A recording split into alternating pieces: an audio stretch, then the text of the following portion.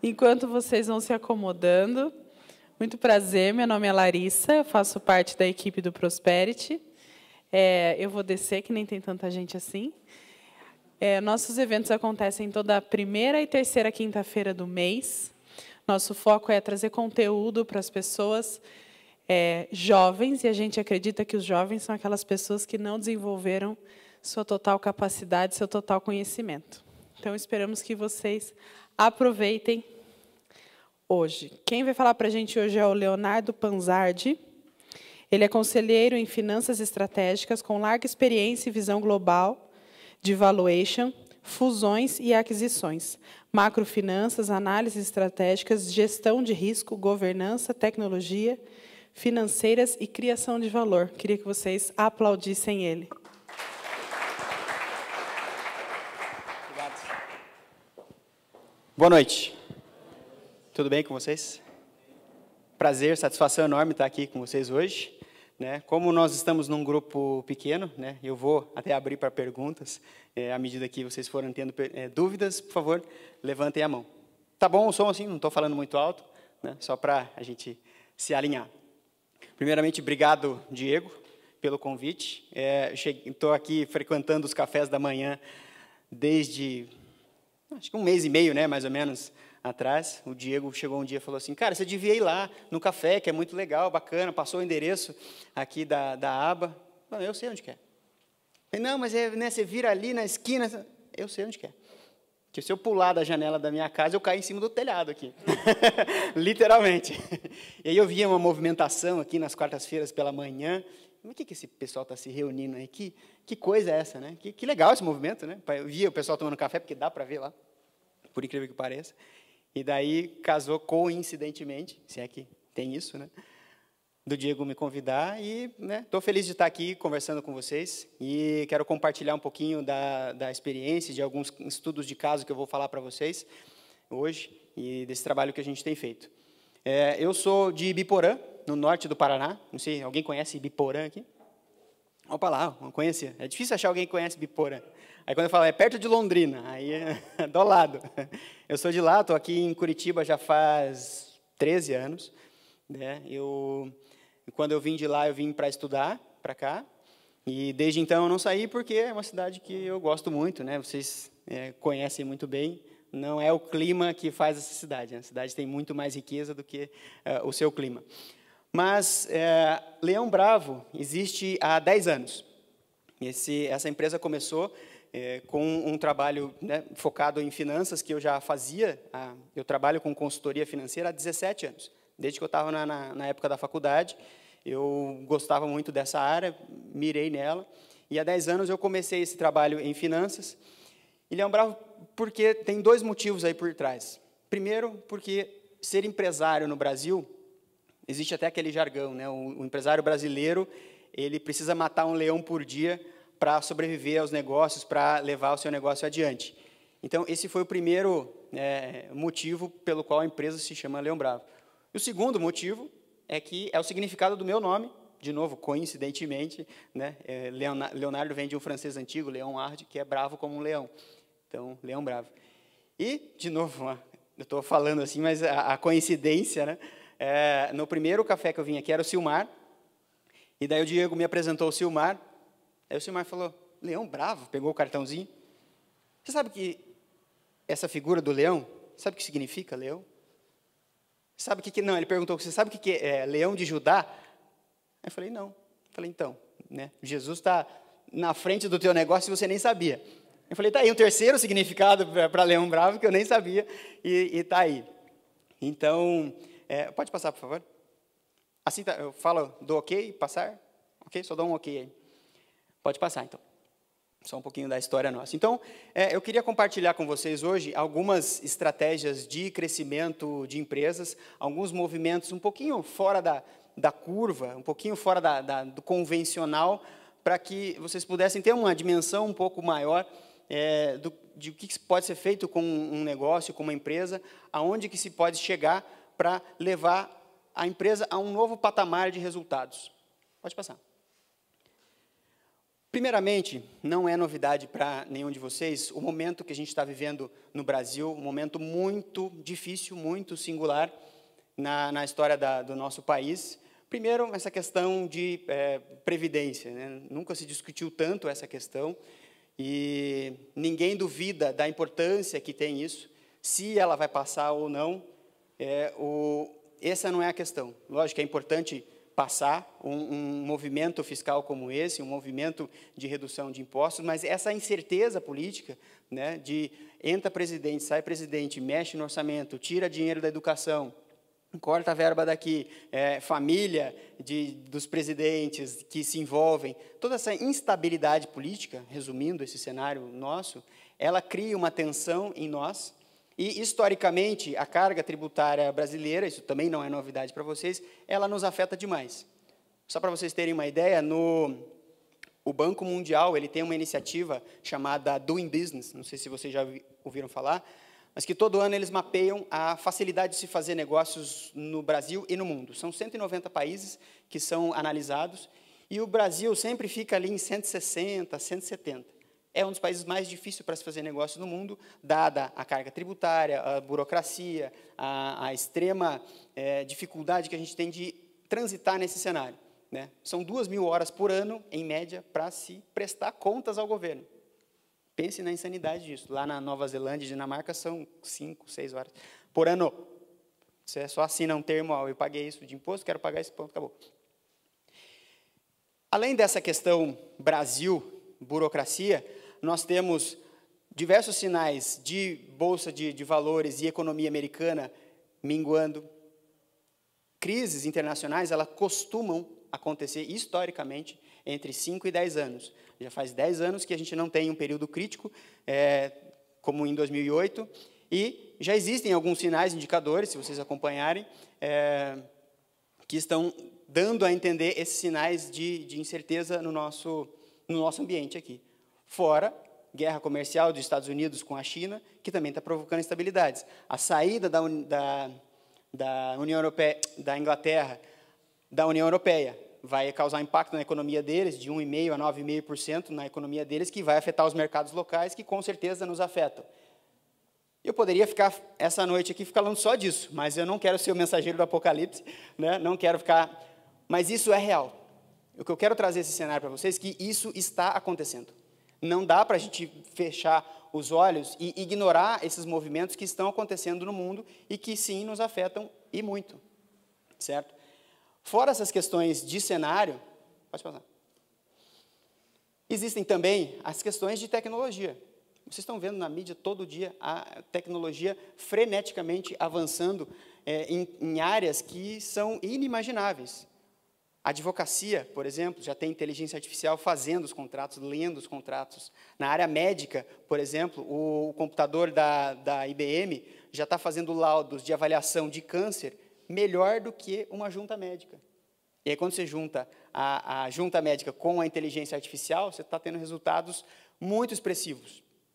Então, a tecnologia está entrando em diversos setores. Na área financeira, então, nem se fala. Os bancos estão malucos com essas disrupções na área financeira. A gente vê casos, né, de Netflix que acabaram com se vê por aí locadora de vídeo, né? Esses são exemplos comuns, né? Netflix, Uber, Google, Facebook, etc. A tecnologia, hoje em dia, ela está imensa e está afetando muitos negócios. O que eu quero dizer com tudo isso em questão de cenários é que não dá mais para ficar trabalhando na empresa, fazendo o arroz e feijão. Pode passar.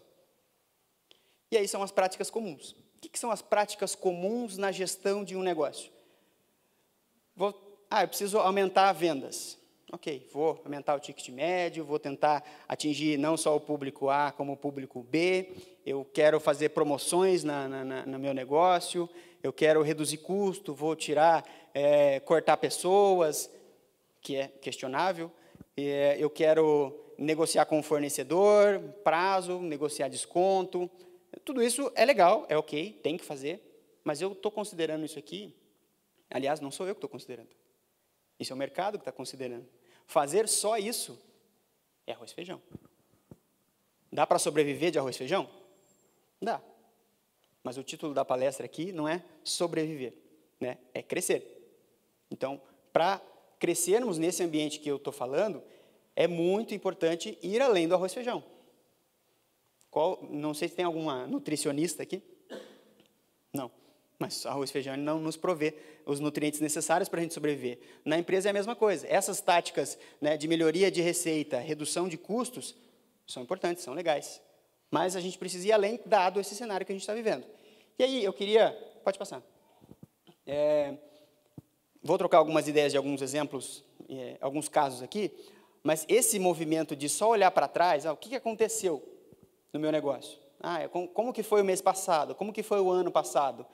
Isso é gestão de retrovisor. O que acontece se você dirigir o carro só olhando para o retrovisor? Vai bater.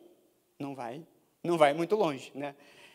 É isso que a gestão de retrovisor, o arroz e feijão, ele te proporciona. Vai olhar para trás, melhorar um pouquinho de resultado, mas não vai chegar muito longe. Pode passar.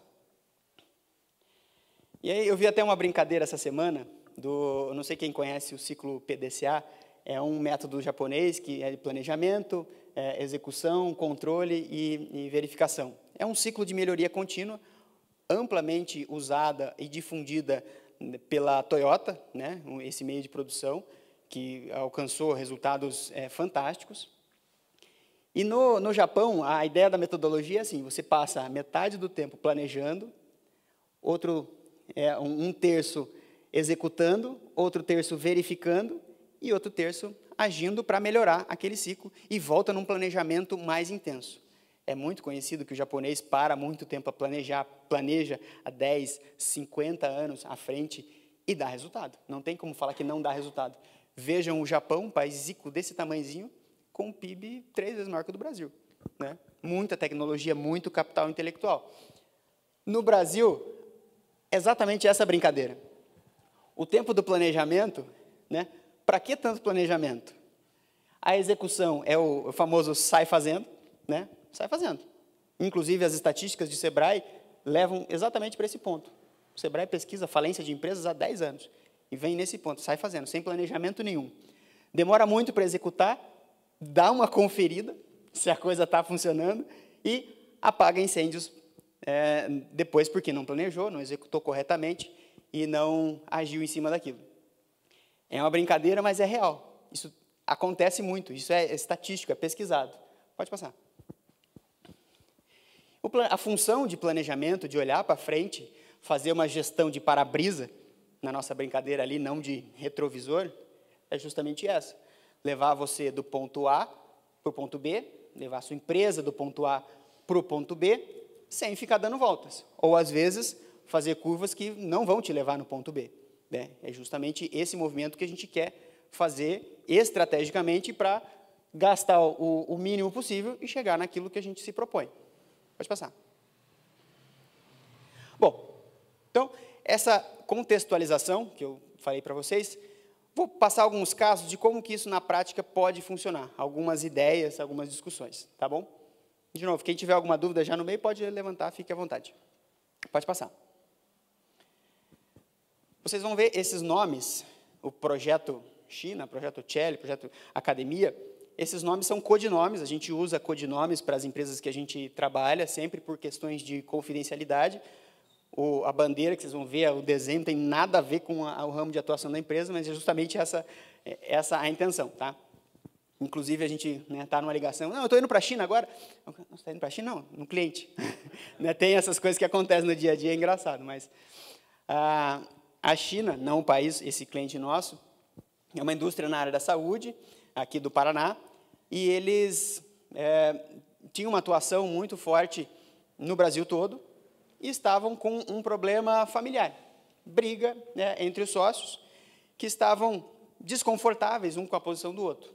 Ambas as famílias estavam com 50% da empresa, e o cara que toca o negócio, que é de uma das famílias, só ele que trabalha, né? Todos os outros não trabalham, e o cara carrega o piano nas costas. E tá, o que você quer fazer? Né? O que você precisa fazer? Primeiro, e aí é onde que vem o nome China, ele tinha vários fornecedores chineses que forneciam os materiais, os insumos, as matérias-primas, e alguns equipamentos. Ele foi visitar a China, gostou muito do que viu e começou a trocar uma ideia com os fornecedores lá. Não fez nada, mas quando ele voltou, ele falou: Leonardo, eu preciso resolver o meu negócio de uma forma diferente. Eu estou vendo que as grandes tecnologias na minha área hoje estão vindo da China. Tem um grande player nos Estados Unidos, um grande player na Europa, e a China está louca, assim, insaciável para ganhar mercado. Como na área de infraestrutura, por exemplo, a China está comprando tudo. Nesse setor também, ela está muito faminta, né, as empresas realmente daquele país. E aí ele enxergou a oportunidade de fazer uma sinergia com esses fornecedores e trazê-los para perto. Cara, eu não tenho a tecnologia aqui, ninguém desenvolve aqui no país esse tipo de tecnologia. A China, parece que não, ela deixou de ser aquele polo fábrica do mundo para ser um provedor de tecnologia global. Ela já está nessa postura. Tá muito, os chineses são muito sérios no que eles se propõem. E a gente entendeu isso. Não, vamos trazer esse cara para perto. Então, o que a gente precisa fazer? Precisa fazer uma avaliação dessa empresa, precisa entender quanto que ela vale no mercado local, quanto que isso representa num cenário global e quanto que isso seria se eu trouxesse um player, né, uma empresa chinesa como parceria. Sinergia, para quem não conhece, essa palavra é muito usada no nosso meio, é quando você soma 1 mais 1 e dá 3, dá 5, dá 10, isso é sinergia. Esse cálculo matemático, financeiro, é extremamente complexo, mas ele foge, né, do arroz e feijão, na medida em que, eu costumo sempre brincar, quando a gente faz a avaliação de um negócio, é como se nós fizéssemos uma ressonância magnética. Vai além do raio-x. Você enxerga muito mais coisas de um diagnóstico médico. Quando a gente faz isso, a gente encontra coisas, por exemplo, nesse caso aqui, ele tinha o gasto com variação cambial. Então, ele comprava os produtos da China, trazia para o Brasil, e não se preocupava com o câmbio. Então, ele estava tomando prejuízo no câmbio todo o santo ano. Em torno de 300 mil por ano, ele gastava a mais com perda cambial. Eu falei, por que você não contrata, chama o teu gerente agora, fala assim, meu amigo, eu quero um hedge. Hedge é um produto bancário, um produto financeiro, que você faz a anulação dessa variação cambial, e ele vai gastar lá 80 mil, por exemplo, 100 mil, que seja 100, por ano, não mais 300. Então, uma coisinha que a gente mexeu, ele já começou a economizar 200 mil por ano. Outra coisa, a gente encontrou diversos itens no balanço da empresa que não tinha nada a ver com a empresa, estavam errados. Depreciação, a parte de ativos, de imobilização. A gente chamou o próprio dono da empresa e falou, você precisa de uma pessoa eficiente aqui dentro, em finanças, um controller, um diretor financeiro de alto nível. No nível que você está, não adianta mais querer fazer da forma caseira como você fazia há 50 anos atrás, essa é a idade da empresa. Não dá mais para fazer desse jeito. Não, mas eu tenho esse cara aqui que é de confiança, está comigo há 30, 40 anos, tudo bem. Vamos ver se ele tem competência? A gente fez essa validação.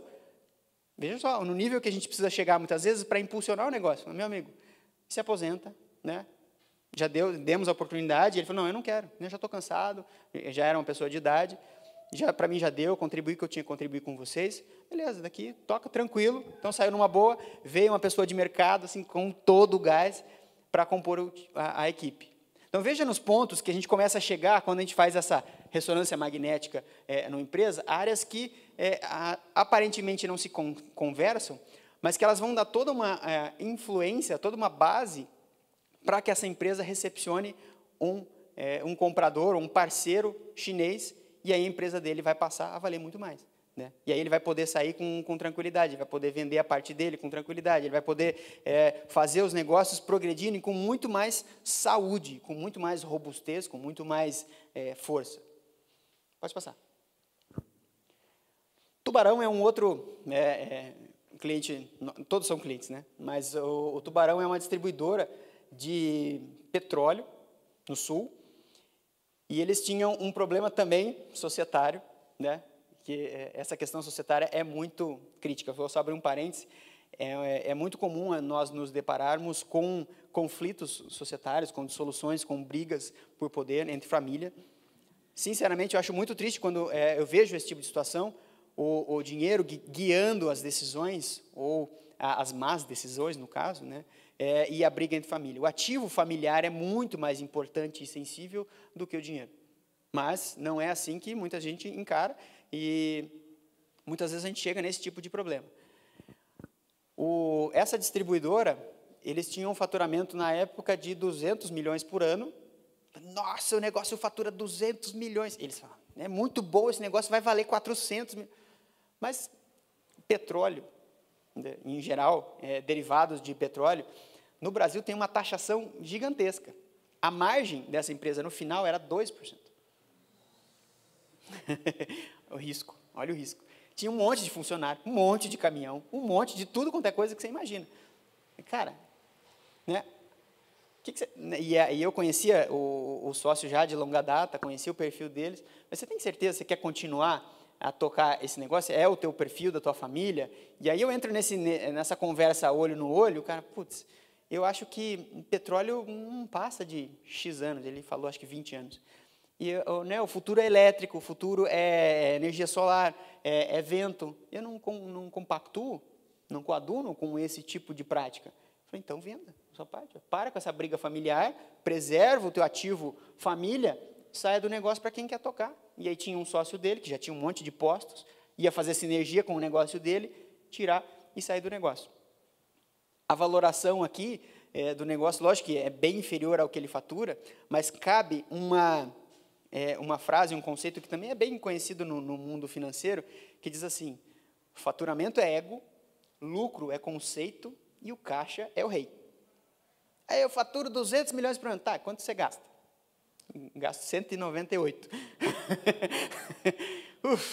Suado, né? Ele tinha as mesmas preocupações que um carrinho de pipoca tem, ou às vezes o pipoqueiro é mais rico financeiramente do que o cara que tem uma empresa de 200 milhões. Isso é muito comum de acontecer.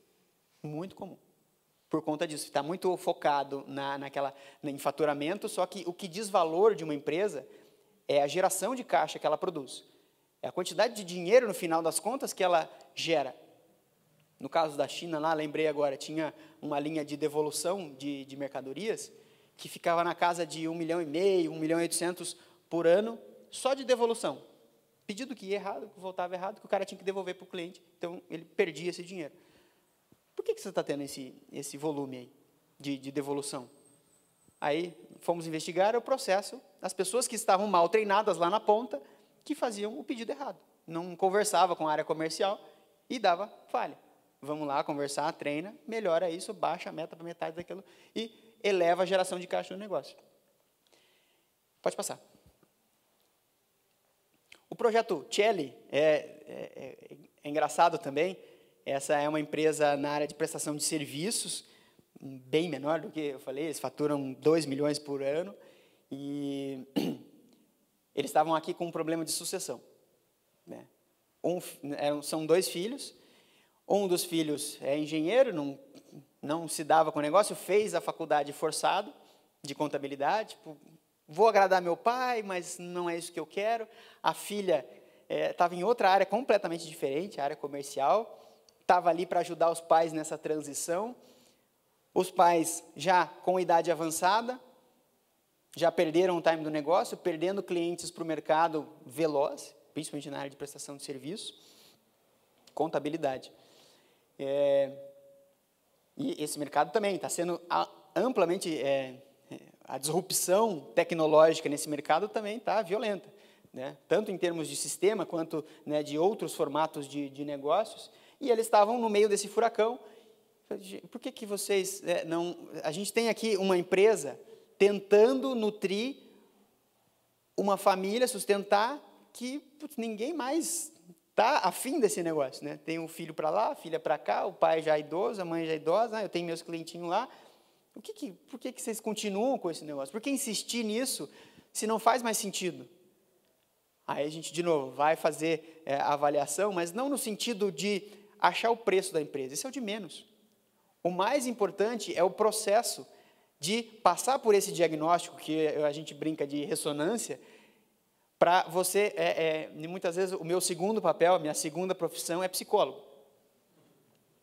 Empiricamente, eu não fiz faculdade de psicologia, mas quando eu sento na cadeira e fala, nossa, vem muita coisa. Inclusive, para essa família, chamei um cabelo branco, costumo brincar, né? Um cabelo branco, que às vezes fala melhor diretamente para esses dois patriarcas, o patriarca e a matriarca. Vamos viver a vida diferente? Chega, deixa os mais novos, passe isso aqui para frente. Né? Vamos ter uma conversa, um diálogo diferente. Veja que eu, como financeiro, com estratégias financeiras para levar o negócio para um novo patamar, para o negócio lá na frente, já tinha um parceiro marcado, chamei a equipe jurídica, chamei uma equipe de governança, de sucessão, de psicologia, chamei outro cara técnico de contabilidade. Pasmem, a empresa de contabilidade tinha uma série de erros contábeis. Depreciação, tinha a parte de amortização, de contabilização de clientes, de perdas, uma série de erros. Ah, Leonardo, nossa, vocês são o melhor contador? Não. A gente para e olha assim com atenção, com afinco, ressonância magnética. Nesse sentido. Quando eu falo isso que é a diferença, muitas vezes, de você fazer um arroz e feijão, estou fazendo. Vamos passando por cima, vai acontecendo, eu vou vendendo, eu vou entregando, eu faço aqui, eu corro para lá, eu faço, aconteço, não sei o que lá. Você não para analisar o teu negócio, a saúde dele. Não, e no dia a dia, o que acontece? Você pega o que tem na geladeira, pega o que tem no fogão ali pronto e come. É arroz e feijão que está ali pronto. Vai lá e come. Só que você está perdendo saúde. O teu negócio está perdendo saúde quando você faz esse tipo de movimento. Pode passar. O projeto Academia é completamente diferente. A gente avaliou a empresa. É realmente uma academia. E vocês viram, né, as duas grandes bandeiras que tem aí hoje. Quais são? Bluefit e SmartFit. Estão massacrando as academias que estão no meio do caminho ali. Não aquelas premium, que cobram muito caro e entregam um serviço de excelente qualidade, mas as academias do meio estão massacradas, estão perdendo clientes todo mês. Fiz o valuation dessa empresa, não se paga, não vale a pena, não consegue vender. 1,5 milhão, não vende. Não tem santo investidor que vai querer comprar, porque ele abre uma franquia da SmartFit, Bluefit, com o mesmo valor, e vai ter o dobro da rentabilidade. Não vale a pena. Cara, você está morto. Desculpe. Eu tenho que falar. Você está morto. Vamos pensar em outra estratégia? Vamos. O imóvel é de quem? O imóvel é meu. Vamos conversar. A Bluefit, a SmartFit, essas Fit aí, elas não querem... Saiu essa semana. SmartFit recebeu um aporte do fundo Patra, 500 milhões, e a Bluefit também recebeu um aporte de um outro fundo de 140 milhões.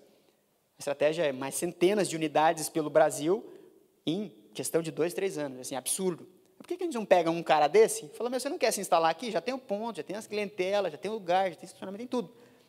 Vamos fazer uma operação imobiliária aqui. Putz, não, legal. Aí vai conversar com os caras, topo. Putz, não estava no meu dia a dia isso. Né? Pensar em outra coisa completamente diferente para o empresário.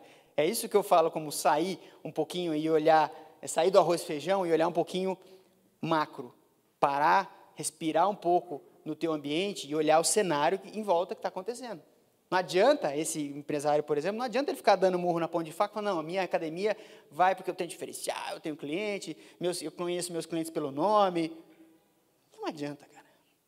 Né? Não adianta insistir nessas coisas que nitidamente estão dando sinais de saturação. Pode passar. O IBGE não é o próprio IBGE, é só o codinome, tá? Também, aí foi um outro movimento completamente diferente. A empresária, ela estava há anos nessa empresa, que também faz pesquisas, e por isso IBGE, e ela estava saturada enquanto sócia, sozinha do negócio. Só ela fazia aquilo. Só tinha gente ali para dar um respaldo, mas não tinha alguém do lado dela todos os dias para dividir lucros, né? Ou como no casamento, né? Dividir a tristeza e a felicidade, a riqueza e a pobreza. Não tinha alguém para parcerizar naquele nível de discussão, para absorver práticas como essa que eu estou falando, analisar o negócio de uma forma um pouco diferente. E aí tinha uma funcionária, já estava lá há 4 anos, essa menina, eu gosto dela. Ela é muito boa. E se você colocasse ela como sócia? Nossa, ela ia amar. Pô, chama ela para mim ser sócia. Não, mas como que ela vai comprar minha parte? Ela não tem esse dinheiro. Vamos usar uma estratégia, vamos fazer uma compra alavancada. Ela vai fazer, você vai ceder as cotas, ela vai pagando por mês o lucro que iria distribuir, parte disso vai para ela, na verdade, vem para você, na compra, você fica com o dinheirinho ali, ela entra como sócia e você joga ela para um outro nível de discussão. Agora você não é mais funcionário, agora você é sócia. E é isso que a gente fez, avaliou, para achar um preço, né? Como eu falei, o preço é o de menos. É a menor coisa. O processo, até chegar em uma estratégia que muda a perspectiva. Então, quando a gente trouxe uma funcionária de confiança para a sociedade, a gente mudou completamente a perspectiva, tirou um chapéu, colocou outro. Ele falou, não, agora eu sou sócia. Não que ela seja arrogante, agora eu vou tomar decisões junto com você. Agora eu vou dividir as suas preocupações, agora eu vou dividir os seus lucros, agora eu vou dividir as suas inseguranças, agora eu vou dividir as suas responsabilidades. E aí, obviamente, que o negócio começa a tomar uma proporção diferente, e de fato tomou, né? Isso já faz 1 ano e meio, mais ou menos, está numa outra dimensão, porque veio uma energia nova. É isso que eu quero compartilhar com vocês. Quando a gente faz esses movimentos mais estratégicos, mais fora do dia a dia, fora do arroz e feijão, o que você ganha é um impulso de energia maior que te leva para um novo patamar. Pode passar. Acho que esse é um dos últimos. O Projeto Iguaçu, também bastante diferente, ele é um player da área de e-commerce, então ele vende os produtos dele online, só online. Ele identificou em São Paulo uma empresa e tinha também em São Paulo um outro player ainda maior do que ele que queria comprá-lo. Nossa, que triangulação, o que vale a pena aí nesse imbróglio todo? Então, a gente precisa calcular o valor dessa empresa, o valor daquela que ele quer comprar, daquela outra que quer comprá-lo. Junta tudo isso, o que faz mais sentido? Qual que gera mais ganhos de sinergia? O que tem mais chance de dar certo ou não? Como que eu compro essa outra empresa? Financio a dívida no banco, pego de parente, pego do meu próprio caixa, faço uma aquisição alavancada, ou seja, eu vou usar o próprio lucro daquela empresa para pagá-lo, porque a mulher está cansada, né? Tem N estratégias, mas, de novo, isso é o de menos. O que é mais interessante é o impacto na vida dessas pessoas que está sendo gerado. Porque você está juntando forças, você está mudando a forma de atuar do negócio, muitas vezes com essas mexidas, vamos falar assim, né? na estrutura de capital, na estrutura societária, na estrutura mental, muitas vezes, preciso olhar para um segmento diferente. Pode passar. Bom, e aí vem, né, um resumo disso tudo que eu falei, mais um pouquinho. Muitas vezes essa avaliação, entender um pouquinho mais a fundo um negócio, é importante para você apurar essas diferenças de gerencial e contábil. Como eu falei no começo, Brasil é complicado em termos de tributação. Então, você tem uma prática muito comum no Brasil, que é a informalidade. Vulgo sonegação. Informalidade, é mais bonitinho, né? Mais polido, vamos falar assim. Essa diferença é um risco. Eu preciso calcular esse risco e te mostrar. Você precisa entender esse risco. Porque quando você fala assim, governo, Brasil, né, Receita Federal, eu faturei 1 milhão. Só que lá na sua conta bancária tem 2. Essa diferença de 1 para 2, você faturou e não emitiu nota. Simples assim. Só que essa movimentação de 2, existe um Big Brother, chamado Receita Federal, que ele mapeia tudo. Tudo. Cartão de crédito, CPF, todas as compras que vocês fazem, as transações entre empresas, ele mapeia tudo. Ele sabe que existe uma diferença de 1 milhão que você não declarou. Isso é um risco. Que pode vir o auditor daqui a uns dias e falar, não, você está devendo, você omitiu uma receita, e esse é o termo técnico, omissão de receita, sobre isso tem uma multa, tem um imposto, isso é um risco. A gente precisa levantar isso, você precisa saber que existe esse risco. Ah, mas eu sou uma empresa no Simples Nacional, uma empresa pequena, baixo risco de autuação. Sim, baixo risco. Mas, de um outro lado, nunca esqueço do Miguel Kriegs, né, o dono do Boticário, falando assim, o meu negócio, desde o começo, é 100% ético, porque eu durmo tranquilo, porque eu transmito esse valor para as pessoas e isso volta para a gente na forma de ética também. Então, quando a gente opera na informalidade, eu sempre remeto a esse conceito, porque, no fundo, é isso. Tá, mas o governo está levando ele é um... A minha empresa é Leão Bravo, né? O leão da Receita é o leão indomável. Aquele não tem como domar. Mas a nossa parte a gente tem que fazer. Tributação é regra do jogo. Não dá para você escapar. Não, mas se o seu negócio, presta atenção, se o seu negócio só for lucrativo Se você operar na informalidade, precisa olhar um pouquinho mais a fundo o modelo do negócio, porque ele precisa ser lucrativo mesmo com a carga 100%.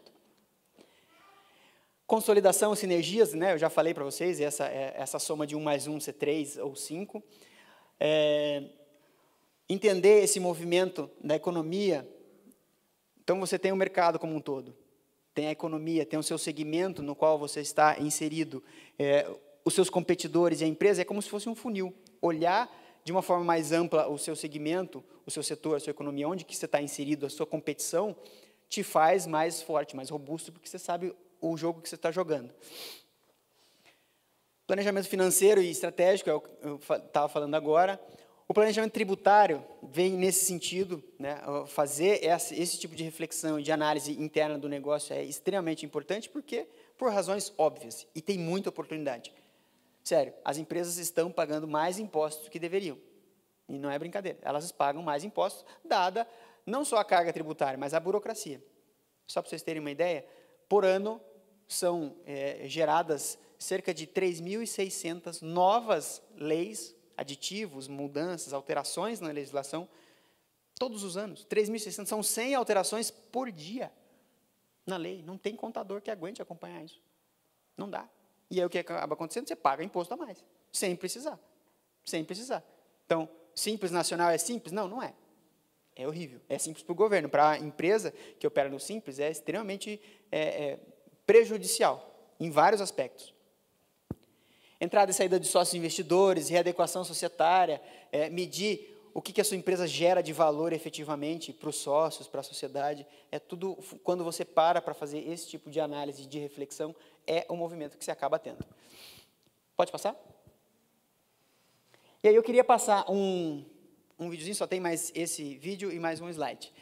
Só dá um pause ali depois, na hora que eu falar, fica com o dedinho ali, só para a gente entender a brincadeira. Quem já viu esse vídeo, não se manifeste, por favor, para não dar dica para a pessoa que está do lado.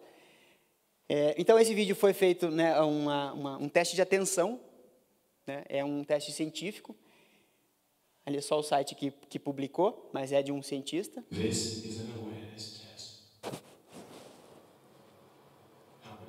Só pausa aqui, por favor. Pausa aqui. Na regra ali. Só para a gente entender bem a regrinha aqui, para poder fazer o exercício.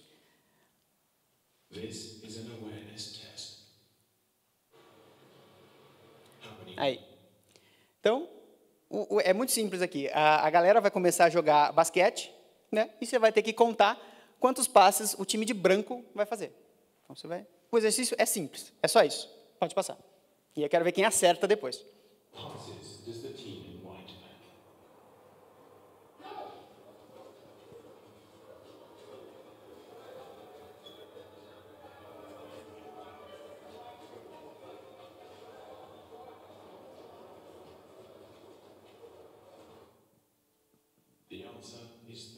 Pode pausar, por favor. Quem acertou? Acertou.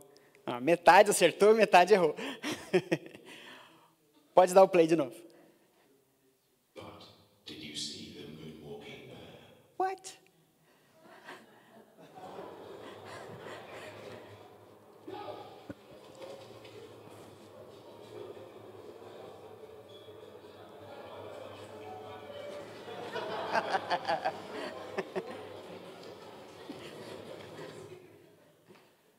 Pode pausar, por favor? Várias pessoas perguntam assim, não, mas você mudou o vídeo. Eu falei, não mudei o vídeo, é o mesmo vídeo, a gente só voltou. E aí a mensagem e o resultado do teste científico é exatamente esse. É fácil perder algo que você não esteja olhando. Na primeira vez que todo mundo faz esse teste, dá essa estatística. Mais da metade erra, não viu o urso ali, o macaco dançando o moonwalker, passando no meio da galera, né? Você não vê, porque você não está prestando atenção naquilo. E aí a mensagem que eu queria passar para vocês é que, justamente, para a empresa ter valor e progredir, crescer além da expectativa, além da sobrevivência, além do arroz, feijão, essa atenção, ela precisa ser dedicada. Se estiver focado demais naquele microgerenciamento, nas rotinas do dia a dia, né? Não que isso não seja importante, de novo. Isso é importante. Mas um momento de reflexão, de parar, de olhar o negócio de cima, de dar um passo para trás, de fazer um exame, de fazer uma análise mais aprofundada, conversar com outras pessoas. O que você acha? O que você acha? O que você está vendo? O que você está enxergando? Ajuda a gente a fazer isso, a enxergar gorilas que estão passando no meio do nosso negócio. Citei alguns exemplos para vocês, né, de problemas societários, problemas familiares, né, a empresa lá, no Projeto China, 200, 300 mil por ano que estava passando, era um gorila gigante passando no meio das finanças dela, que ele não estava olhando. Eu falei, opa, o que é esse gorila aqui? Né? Pô, realmente tinha um gorila aqui, né? Na brincadeira nossa. Então, é essa mensagem que eu queria passar para você, e só um complemento disso, pode passar o slide lá, para a gente encerrar, no slide. Uma vez eu ouvi uma historinha, que inclusive, coincidentemente ou não, casou com o café aqui com o Silmar estava falando. Ele falou de que você tem que ir lá e pegar, né? Ele citou um trecho bíblico ali, que eu não me lembro qual que era, não gravei, mas ele falou assim, tudo que você tem de direito, né? Tudo que Deus quis para a sua vida está lá, está para você, só que você precisa ir lá buscar.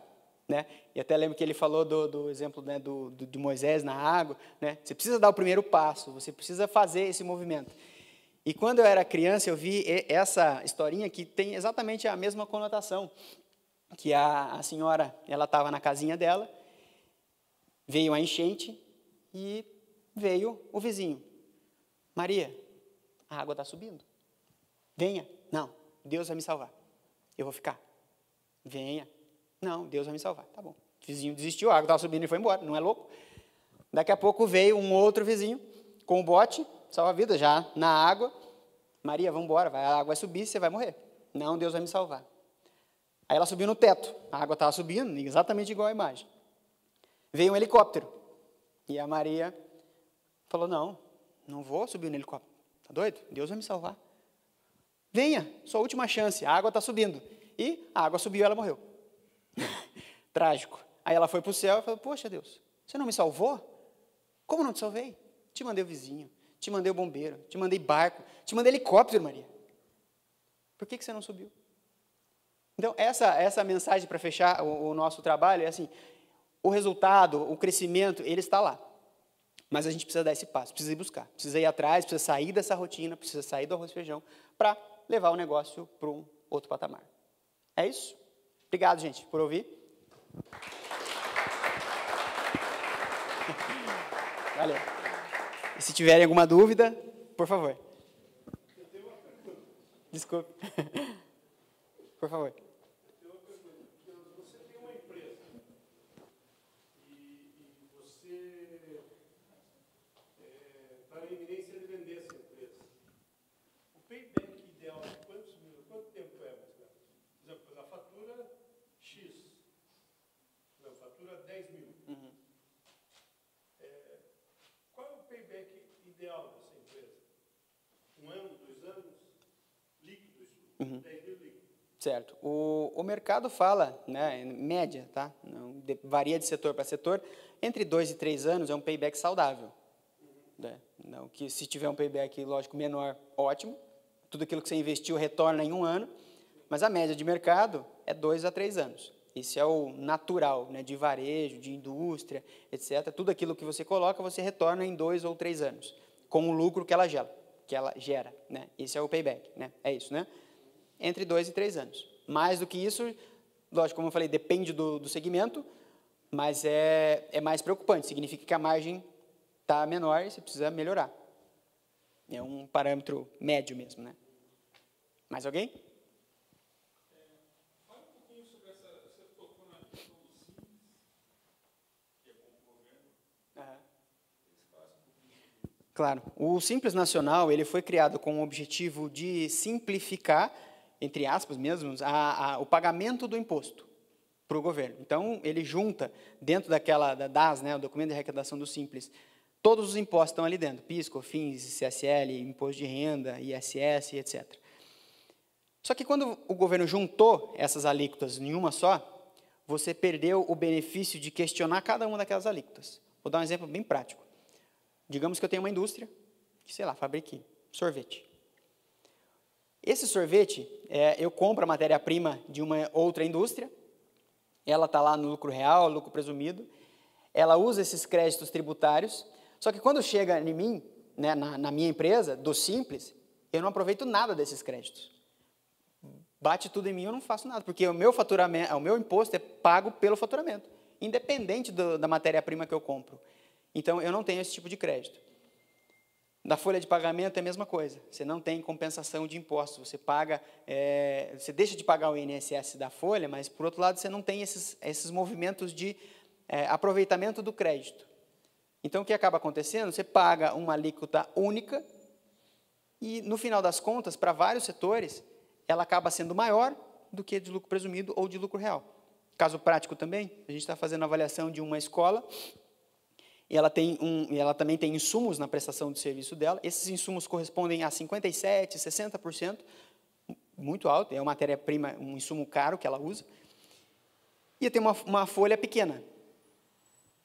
Quando a gente colocou para lucro real, fez esse planejamento todo aqui, o imposto que ela, na média, no Simples, ela estava pagando 500 mil por ano de imposto. Quando a gente colocou para o lucro real, veio para 200. Porque a margem é pequena, então eu tenho que tributar sobre aquilo que ela gera de ganho real, não sobre o faturamento. Então, o Simples ele tem esses problemas. O Simples é bom para toda empresa? Não. O Simples tem vários malefícios que são justamente esse, a falta de aproveitamento fiscal de outros impostos, a falta de benefícios, dependendo da tua atividade. Para alguns setores é legal, né, para vários deles, mas não é uma regra, Simples é bom.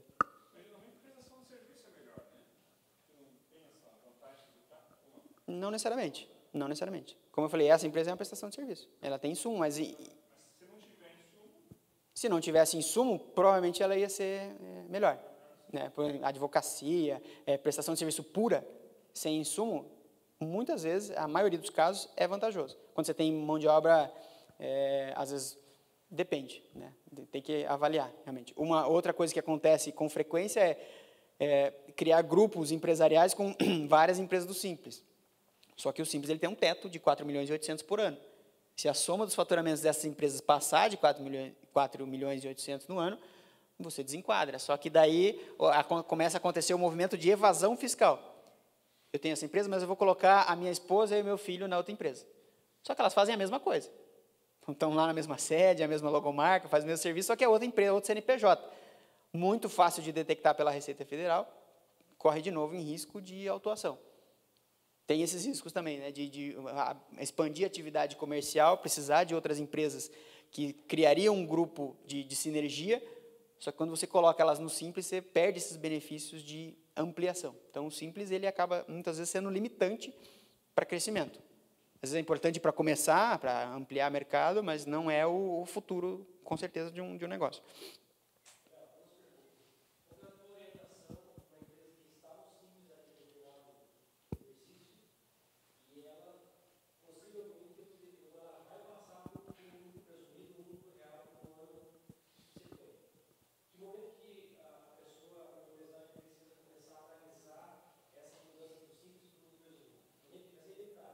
Certo.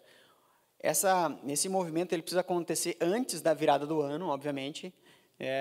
Eu diria ali outubro, novembro, com um planejamento, com uma gestão para-brisa ali que a gente estava brincando, né? Você olhar para o ano seguinte, fazer uma projeção realista, eu digo até pessimista de vendas, né? O que vier é lucro. Então, quanto que a empresa pretende faturar no próximo ano? De onde que está vindo esse faturamento? De quais linhas de produtos, de quais serviços que vão ser prestados? Isso é consistente? Tem contratos que dão esse argumento? Sim. Vamos dizer que a resposta seja sim. Vou aumentar meu faturamento, no pior dos cenários, e vou estourar esse teto do Simples. A mudança de regime ela é sempre feita na virada do ano fiscal, né, do ano. Essa opção ela é feita até o dia 31 de janeiro pelo contador, ou se a contabilidade for interna, né? Tem que fazer essa opção logo no começo do ano, mas essa decisão já tem que vir tomada, é a recomendação.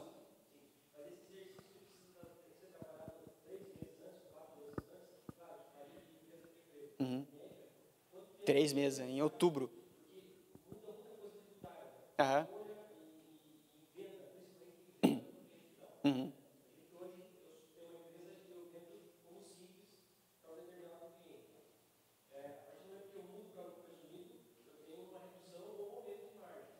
Certo.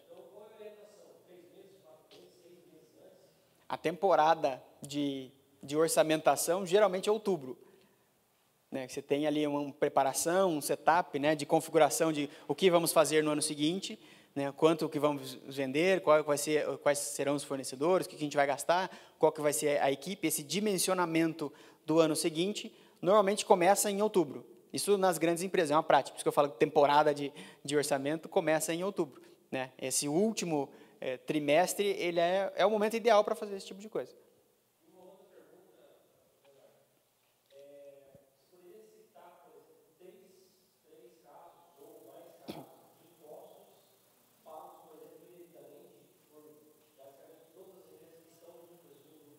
Uhum. Certo. Claro, claro.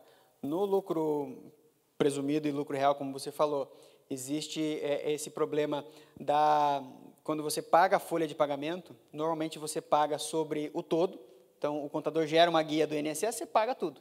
Só que o governo federal já entende, já existe, além de jurisprudência, já existe portaria na Receita Federal de que você não deveria pagar o INSS da parte da empresa sobre verbas que são de indenização. Terço de férias, adicional insalubridade, adicional noturno, a parte da rescisão, tem vários pedaços. Ele tem N rubricas, verbas que são indenizatórias do trabalhador, que você paga o INSS sobre aquilo, só que não deveria. Essa é uma delas, INSS sobre a folha de pagamento. A outra seria o ICMS. ICMS é um poço sem fim, é uma insanidade aquilo. Quando você entra no ICMS e a substituição tributária, daí cai naquilo que a gente falou, né? Empresas do Simples estão, todas que operam com produto, estão pagando imposto a mais sem saber. Estão pagando imposto a mais, sem sombra de dúvidas. Restaurantes, bares, distribuidoras, também. É a mesma situação, porque tem uma diferença de alíquotas, de PIS e COFINS. No IPI tem a mesma coisa, até estava falando, né, do IPI para você. Sempre tem, basicamente, todos os impostos, existe um problema de bitributação, dependendo do perfil, da área de atuação da empresa, do produto que você opera. Então, por exemplo, você pega lá, eu estava falando, né, de sorvete. Se a classificação do seu sorvete for lá, sorvete, ele tem um NCM, que é uma classificação fiscal. Se você mudar essa classificação fiscal para um outro NCM, que não é sorvete, é um produto pastoso lácteo, sei lá, estou dando um exemplo, né? Mas isso é real. É uma reclassificação fiscal. Você passa do dia para a noite a pagar não 7%, 5%.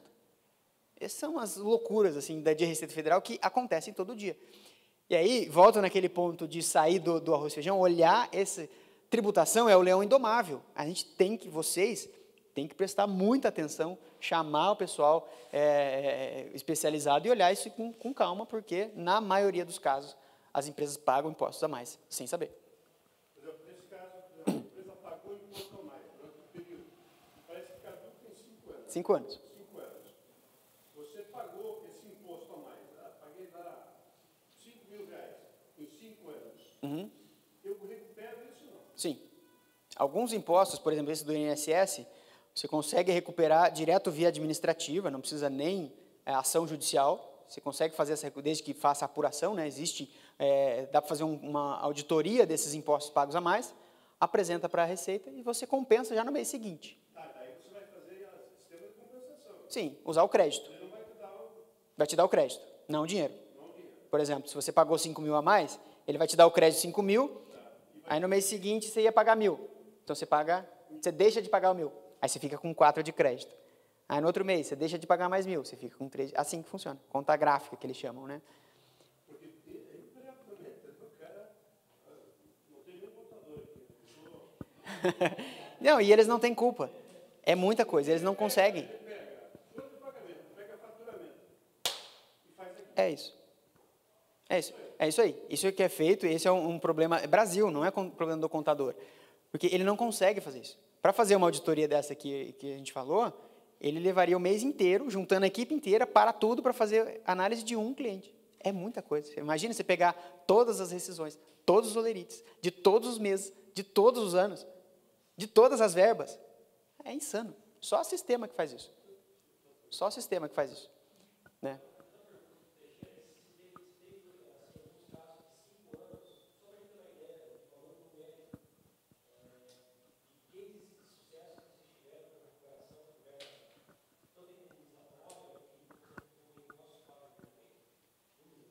Uhum. Na média, nesse caso do INSS, recupera-se de 1 a 5 folhas. Então, a média é 3. Então, por exemplo, você tem lá uma folha de 50 mil reais, de salários mais encargos de funcionário. Tenho 50 mil reais de folha. Quando você faz esse processo, se for empresa de lucro real e presumido, você recupera 150, 200 mil reais em crédito. Está lá, parado na mão do governo. Para ilustrar bem essa historinha, suponhamos que na nossa padaria aqui da esquina, né, no pãozinho da hora, na nossa, porque que intimidade, né? Suponhamos que a balança lá que ela pesa o pão está enviesada. Aí eu chego lá na padaria e falo, fulano, não sei o nome do dono, mas tua balança está torta, está cobrando a mais. Aí ele olha, verifica, chama um técnico, realmente, cara, estava cobrando 10% a mais. E, nossa, mas faz, sei lá, 5 anos que eu compro pãozinho aqui e você estava cobrando 10% a mais desde esse tempo? Putz, me desculpe, não, eu tenho as notinhas. Pode ser? Beleza, me traga as notinhas. Aí eu pego as notinhas, levo lá e falo, tá aqui, ó, comprei 50 quilos de pão nesses 5 anos. Eu falei, então tá, então a próxima vez que você vier pão, você vier comprar pão, você não paga, a gente desconta do seu crédito de 50 quilos de pão. Então, assim vai sendo. Aí beleza, estou recuperando esses créditos de pão. Aí eu chego pro Teixeira, Teixeira, você viu que a balança lá da padaria está cobrando errado? Não. Você tem as notinhas? Tenho. Vai lá. Ele vai e tem o crédito dele. Agora eu pergunto, o dono da padaria, ou a dona, vai colocar uma placa lá na frente, a balança nossa estava errada, venham recuperar? Mas não tragam suas notas, uma placa gigante. Não vai. E a Receita Federal, assim como a dona da padaria, não vai colocar uma placa lá na frente. Mas se você chegar com o relatório, com a auditoria, com as notinhas, beleza, está aqui, teu crédito. É assim que está funcionando no Brasil hoje. Né? Porque o governo sabe, como eu falei, isso eu não estou falando da cabeça para fora, isso tem uma portaria, eu posso passar o link para vocês da Receita Federal, o link está lá. Nós cobramos errado esses impostos. Todos esses, ISS, PIS, COFINS, IR, Imposto de Renda, IPI, todos eles. Alguns vão por via administrativa, como eu falei, você vai direto no sistema Receita e usa o crédito já no mês seguinte. Outros, como o FGTS, por exemplo, quando você demite o funcionário, a multa do FGTS é 40%. Só que a Receita cobra 50%. É ilegal os 50% desde 2012. Aqueles 10% a mais ali, estão sendo cobrando a mais de vocês. E o contador não tem tempo, não é culpa dele. Não dá para parar e fazer essa distinção de todas as verbas, todos os meses, para todos os funcionários. Aí você paga mais. Só que você for lá de novo com a notinha do pão, o governo fala, tá bom, ok, pega o crédito aqui. Sim. Uhum. Você pode usar isso, né? Não é automático. Você pode, tem 2 caminhos. Um deles é usar o sistema da empresa ou do contador, se isso for possível. Normalmente isso para grandes empresas, grandes softwares. A TOTOS, SAP, você consegue parametrizar lá dentro. Falar, eu não quero mais que pague o 10% ali do FGTS a mais. Aí você vai deixar de pagar daqui para frente, mas porque parametrizou no sistema e a informação vai correta para a Receita Federal. E tem um respaldo jurídico para isso. Outro caminho é refazer esse processo todos os anos. Vamos supor que a mulher da padaria não quis mudar a balancinha dela. Aí você vai no ano seguinte e fala, não vou refazer de 5 anos, mas desse último ano você continuou cobrando. O pão errado, então está aqui as notinhas desse último ano, me dá esse crédito de novo. São esses 2 caminhos que são possíveis. Boa. Quem mais? Muito bem. Gente, obrigado pela participação de vocês, pela paciência. Qualquer dúvida, por favor. Acho que tem meus contatos ali, né? Não sei se ficou na último slide. Não pôs? Pulei? Não, tá ali. Se vocês quiserem depois mandar um e-mail, mandar mensagem, fiquem à vontade. Tá? Estou aí para ajudar vocês. E, semanalmente, às quartas-feiras, estou gostando de participar dos cafés aqui. Está bem legal os temas, bacana a discussão. Né? E o cafezinho, claro. Sempre uma delícia. Gente, obrigado. Boa noite. Valeu. Tem que pedir desculpa pro Léo, tava querendo tirar ele antes da hora aqui, mas ele segurou firme o microfone. É forte o homem. Boa noite, pessoal. Meu nome é Wesley. O Léo, tenho certeza que todo mundo aqui está voltando com uma maletinha de ferramenta um pouco mais cheia, porque ele agregou muito valor, principalmente na nossa parte intelectual. E eu gostaria de agregar um pouquinho de valor na parte espiritual agora, né? Então, eu vou trazer uma palavra aqui que está em Mateus, capítulo 14, dos versículos 25 ao 33. Alta madrugada, Jesus dirigiu-se a eles, andando sobre o mar. Quando o viram andando sobre o mar, ficaram aterrorizados e disseram, é um fantasma, e gritaram de medo. Mas Jesus imediatamente lhes disse, coragem, sou eu, não tenham medo. Senhor, disse Pedro, se és tu, manda-me ir ao teu encontro por sobre as águas. Venha, respondeu ele. Então Pedro saiu do barco, andou sobre as águas e foi na direção de Jesus. Mas quando reparou no vento, ficou com medo e, começando a afundar, gritou, Senhor, salva-me. Imediatamente Jesus estendeu a mão e o segurou e disse, homem de pequena fé, por que você duvidou? O vento cessou e então os que estavam no barco o adoraram, dizendo, verdadeiramente tu és o Filho de Deus. Aqui é um bom exemplo de como nós podemos crescer em meio às incertezas, tomando como base uma passagem bíblica, né? Então, antes de eu poder falar um pouquinho sobre isso, a gente precisa entender o que estava acontecendo antes. Por que Jesus vem andando sobre as águas? Antes disso, Jesus tinha acabado de fazer a primeira multiplicação dos pães. Aí ele falou para os discípulos, vá na frente, atravesse até o outro lado, que eu vou me despedir do pessoal aqui, vou subir no monte e depois eu encontro vocês. Só que quando Jesus desceu do monte, o barco já estava muito afastado da costa. Então, para encontrar eles, ele teve que ir andando até lá. Só que como os discípulos nunca tinham visto ninguém andar sobre as águas, e eles não faziam ideia de quem estava vindo, a primeira coisa que veio na cabeça deles foi uma incerteza. Quem será que está vindo? E o resultado, o produto da incerteza é o medo. Eles não sabiam o que estava acontecendo, quando eles não reconheceram quem estava vindo, eles tiveram medo, e aí mesmo Jesus falando, tenha coragem, sou eu, eles paralisaram. Então o ciclo da incerteza é, eu não sei o que está acontecendo, eu tenho medo, eu paraliso, eu não consigo dar o próximo passo. A gente só dá o próximo passo porque a gente tem certeza que vai ter o chão no nosso pé para a gente pisar. Ninguém dá um passo depois do precipício. É a mesma coisa. Então, ele não estava certo do que ele estava vendo, né? Ele ficou com dúvida, ficou com medo, paralisou. Só que aí Jesus falou, não, e ele pediu mais uma prova. Senhor, então se é tu, me diz para eu andando até você, que eu vou sobre as águas. E Jesus falou, venha. Aí vem um novo ciclo. Então, nós temos o ciclo da incerteza e nós temos o ciclo da certeza, que é Jesus. Por quê? Você conhece Jesus, você confia nele, o próximo passo você sabe que é certo. Então você se move. Essa é a diferença. Um ciclo é incerto. Você não tem dúvida, você tem dúvida, gera o medo e te paralisa. O ciclo de Jesus, você confia, tem coragem e caminha. E com base nisso existem 3 estágios, né, que a gente pode tirar e que a gente pode aplicar na nossa vida com relação a isso. O primeiro estágio é quando você conhece a si. Para você conseguir crescer em meio às indecisões, você precisa chegar até o terceiro estágio. O primeiro é quando você conhece a si. Então, Jesus falou, venha. Pedro andou sobre as águas, deu alguns passos. Quando ele tirou os olhos de Jesus e olhou as incertezas, qual foi a outra incerteza que ele viu? O vento. Ele começou a afundar. Só que o medo dele ali não era dele... Na verdade, o medo dele ali não era que ele não sabia nadar. Só que ele começou a comparar. Ele sabia da capacidade dele, ele sabia que era uma tempestade, ele sabia que talvez nadando, ele não conseguiria se safar. Então ele falou, cara, eu me conheço, eu preciso de alguém. E aí vem o segundo passo, que é quando você conhece Jesus. Então, o primeiro passo, eu me conheço, eu vou confrontar a minha realidade com a minha circunstância. Se eu entender que eu sou limitado, eu vou recuar. Naquele momento, ele reconheceu que ele não era autossuficiente para enfrentar uma tempestade. Então ele falou, Jesus, me salva.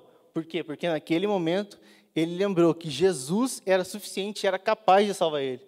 O terceiro passo e último, para você entender e você crescer em cima das circunstâncias, é saber do que você é capaz estando em Jesus.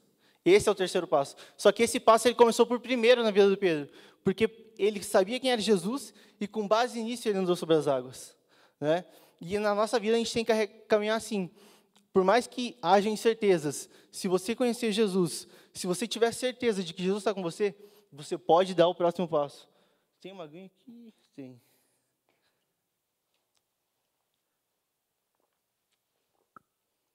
Já estava ficando com a boca seca, tanto falar. Você consegue dar o próximo passo. Só que para você chegar no terceiro passo, é preciso que você conheça Jesus. Para você conhecer Jesus, você precisa andar com Jesus. Só que para você andar com Jesus, existe um passo a mais, que é você convidar. Jesus não vai fazer nada do que você não queira. E Jesus não vai se intrometer na tua vida sem que você peça. Então você precisa pedir para Jesus. Da mesma maneira que Pedro fez, Jesus, salva-me. A gente também precisa fazer isso. Eu não sei em que pé da vida você está, se talvez você está com o pé afundado ou se você está completamente afundado. A certeza que eu tenho é de que Jesus é capaz de te alcançar. Não importa a profundidade que você esteja afundado, o amor de Jesus é mais profundo do que isso, né? Muito mais profundo. Então não importa a profundidade em que você esteja, Ele vai te alcançar, mas para isso você tem que fazer um convite. Ele jamais vai se intrometer na tua vida. Talvez você esteja cansado da vida que você está levando, talvez você esteja cansado das incertezas dominarem a tua vida e ditarem as regras, falar para onde você tem que ir, o que você tem que fazer. Está na hora de você começar a olhar para Jesus, assim como Pedro olhou, e caminhar por sobre as águas. Na verdade, Pedro não estava caminhando sobre as águas. Pedro estava caminhando sobre a palavra de Jesus. É completamente diferente. Pedro não estava caminhando sobre as circunstâncias. Pedro estava caminhando sobre uma ordem que Jesus havia dado, uma ordem de amor. Então, talvez você esteja cansado dos resultados que você tem alcançado na vida. Talvez você esteja cansado de chegar perante as incertezas, olhar para a tua situação, olhar para as tuas limitações e desistir ou dar um passo para trás. O Leonardo falou muito sobre sinergia. Sinergia 1 mais 1 igual a 3 ou igual a 5. Só que com Jesus é igual a 1 milhão ao infinito. Porque não tem comparação de sinergia uma pessoa entre pessoas físicas ou pessoas jurídicas e a pessoa de Jesus Cristo, aquele que criou tudo. Então, com base na palavra de Jesus, você consegue alcançar o impossível, porque para Ele não tem impossível. Então, existe a sinergia com Jesus, você está no terceiro passo. Você entende quem Jesus é e do que você é capaz estando em Jesus, né? Então, eu queria te fazer esse convite hoje, né? Se você quer mudar a tua vida, talvez esse seja o turning point da tua vida. Teve uma vez que um amigo meu me falou uma coisa que me marcou por muito tempo. Se eu tivesse parado para pensar anos atrás, as circunstâncias que me rodeavam, as incertezas que me rodeavam, talvez eu não teria alcançado os resultados que eu alcancei. Mas ele falou, cara, o que eu mais admiro em você é que você coloca todas as tuas fichas em Jesus. Então, a partir do momento que eu coloco todas as minhas fichas em Jesus, eu deixo o Wesley de lado e eu começo a entender o que o Wesley é capaz estando em Jesus e a partir da transformação que existe em Jesus, né? E é assim que a gente tem que caminhar. Se você quer viver uma vida em abundância, uma vida de prosperidade, uma vida muito além do que você pretende viver, você tem que deixar o teu eu de lado um pouquinho e entender quem você é em Cristo. Porque o que você é sozinho é limitado, mas o que você é em Cristo, Ele libera o infinito. Não tem limite para nós, né? Então, eu queria fazer uma oração, gostaria que todos fechassem os olhos, agora, para a gente poder fazer uma oração. Senhor Jesus, e repetissem comigo, por gentileza. Senhor Jesus, eu venho a Ti, eu reconheço que sou pecador, que não mereço o Seu amor, eu Te peço perdão pelos meus pecados e eu libero perdão a todas as pessoas que me entristeceram. Eu quebro todo pacto, toda aliança com os poderes das trevas e eu me declaro livre e liberto.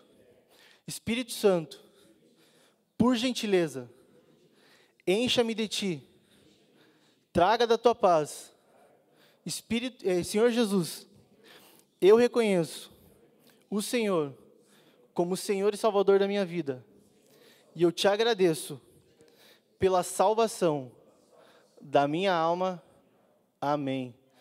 Tem alguém que fez essa oração pela primeira vez hoje aqui? Eu acho que não, porque todo mundo é meio conhecido. Levanta uma das mãos. Bom, acho que todo mundo conhece já. Se não conhece, agregou um pouquinho mais já, do teu espírito vai ser um pouquinho mais fortalecido. É isso aí. Obrigado, pessoal.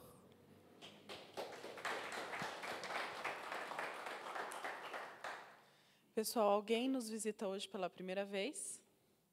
Não? Todo mundo é da casa? Isso é um mau sinal, você não trouxe ninguém. Então, semana que vem, você visita? Olha só, vou entregar esse pessoalmente para você. Seja bem-vindo. Espero que você volte sempre. Próxima semana que vem não tem, tá? Não apareça. Coloca lá para mim, Gabriel. Nosso próximo evento será no dia 4/7. A terceira quinta desse mês é feriado. Então, vamos descansar. Aproveitar para dormir. É dia 4/7. O tema é Evitando Falência.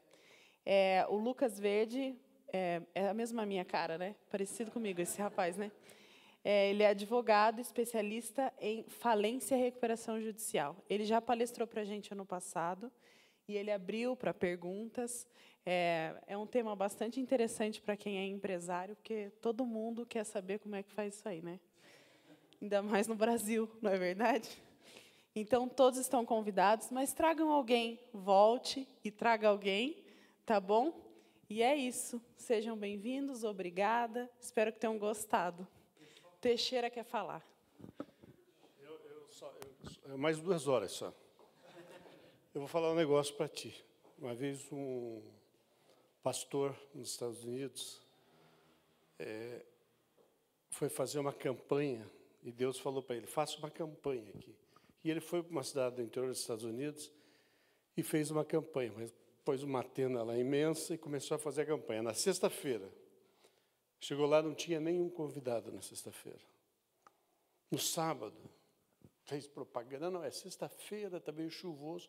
No sábado, ele fez aquela campanha, nenhum convidado. Aí ele falou, ué, o que está vendo? Mas no domingo, ele repetiu todo o processo e tal, e tinha um convidado.